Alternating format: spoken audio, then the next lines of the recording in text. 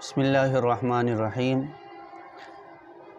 ہمارے ایک بھائی نے سوال کیا ہے کہ میرے یہاں بیٹی پیدا ہوئی ہے اور میں اپنی بیٹی کا نام رکھنا چاہتا ہوں۔ 3 نام ہیں، عذبہ، حمائل اور بیضہ۔ ان 3 ناموں میں سے میں کون سا نام اپنی بیٹی کے لیے رکھوں، یہ انہوں نے سوال کیا ہے۔ تو یاد رکھیں کہ ناموں کے حوالے سے جو اصول ہے وہ یہی ہے کہ نام انبیاء کرام، صحابہ کرام، اللہ تبارک و تعالیٰ کے نیک بندوں اور نیک بندیوں کے نام پہ رکھنے چاہیے تاکہ ان کی برکت بھی شامل حال رہے۔ اب عذبہ یعنی عین، ذال، با اور گول ہا، عذبہ جو نام ہے، عذبہ کے معنی ہیں خوشگوار چیز، میٹھا پانی، اور حمائل کہتے ہیں اس چیز کو جو گلے میں لٹکائی جائے، جبکہ بیضہ کا معنی ہوتا ہے روشن، سفید، خوبصورت چیز، اسے بیضہ کہا جاتا ہے، یہ مؤنث لفظ ہے۔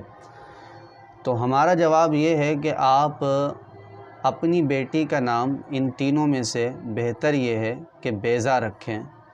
اس کی ترجیح کی وجوہات 3 ہیں۔ پہلی وجہ تو یہ ہے کہ بیضہ اس کا معنی عذبہ اور حمائل کے مقابلے میں زیادہ اچھا ہے۔ دوسری وجہ یہ ہے کہ بیضہ قرآن کریم میں بھی استعمال ہوا ہے اور اللہ تبارک و تعالیٰ نے اس لفظ کو جنتی شراب کی تعریف کے لیے ذکر فرمایا ہے۔ اللہ رب العزت ارشاد فرماتا ہے بیضاء لذۃ للشاربین، کہ جنتی شراب جو ہوگی وہ دودھ سے زیادہ سفید ہوگی اور پینے والوں کے لیے لذت بخش ہوگی۔ اور تیسری اہم ترین وجہ یہ ہے کہ بیضہ نبی کریم رؤوف الرحیم صلی اللہ تعالیٰ علیہ وآلہ وسلم کی ایک صحابیہ کا بھی نام ہے۔